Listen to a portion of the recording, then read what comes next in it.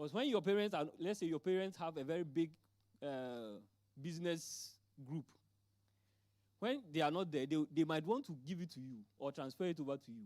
But they ask themselves, can this child of mine take over this company and even make it bigger? Or he will lead the company into bankruptcy? And you ask yourself. And sometimes they think about these things. So they look at their children like, this one is a little responsible. It's not like they are looking for favorites. They are just looking for somebody who can carry on whatever inheritance they have for them. Isaac got all this inheritance. So you say, oh, Isaac didn't do anything. He just got everything. No. When he got the inheritance, there was a famine in the land where Abraham had settled. So he had to move. He had to move all the cattle and everything. He moved them to a land called Gerar. Because of the time, that's why I'm not reading the scriptures. I'm telling them in stories. Because today is a relaxed situation. Amen. So I'm just saying, I'm telling you in stories, but when you go home, you can just check the scriptures. Genesis 25:5 says that Abraham gave everything to Isaac. So that is there. And 26 verse 1 and 2 talked about when Isaac had to move. So Isaac was contemplating, okay, let me go back to Egypt. Because that's where my father went when he was in trouble. Then God came in and said, no, don't move. Don't go back to Egypt. So he went to Gerar in the land of the Philistines, to Abimelech.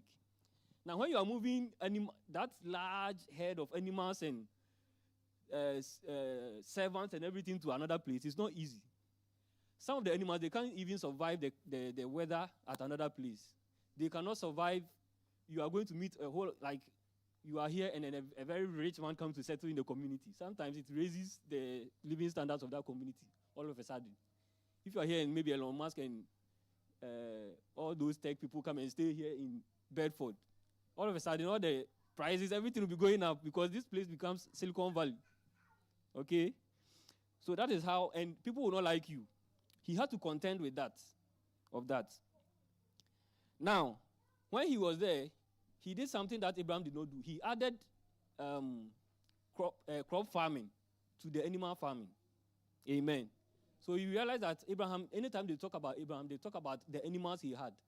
But when he came to Isaac, they talked about his crops. So he was more flexible, or he added something that his parents didn't have. And that's how it is. He had moved to a foreign land, so he had to adapt. Amen.